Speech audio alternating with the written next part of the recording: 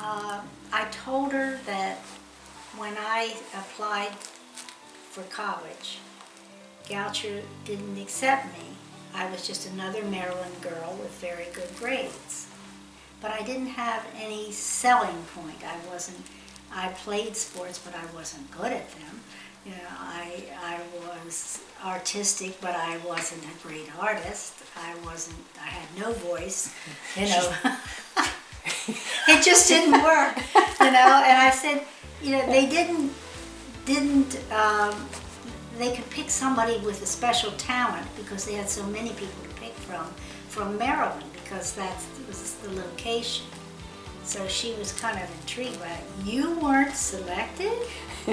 She said, I think I'll try.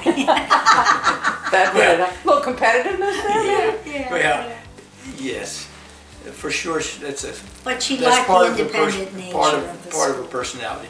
But she played for a very competitive teams in high school, and she looked around to different colleges. Indeed, she almost left after her junior year. She qualified for a particular college, and she was going to go, and it was only when some of the coaches... It was August. It was, yeah, some of the coaches prevailed on her to come back for the final season, and because she played 3 sports, that she did, and we encouraged it too. And she was smart enough to say she wanted to go to some place where she could play sports and learn and have fun, but not too far from home. So Goucher met that criteria. It turned out to be the best thing that ever happened for her, in the sense that she was able to excel not only academically, but in sports, playing the game, playing on teams she loved, and meeting And she came people. out for tennis at your request. Just for fun? No, just for fun. She I know, needed but something to she- do in the She spring. was spring. afraid to play tennis before because her brother was a great tennis player, and he would have trounced her.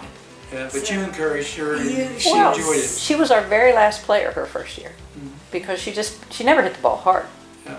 Just run But around. by senior year, she knew what to do with not hitting the ball hard. So she was our number 2 player and only lost two matches her senior Yeah. year. I think she'd be proud. I mean, after she passed, we had a lot of stories kind of come out of the woodwork. There was one teacher who gave us all of her essays from the freshman year. And so many of them were stories about how she helped somebody, or about the family, and so forth. So that relates back to the type of person she was. So I think she'd look down and say, we're helping somebody, and it is partly a result of it being done in memory of her, and that she'd be happy and proud of it.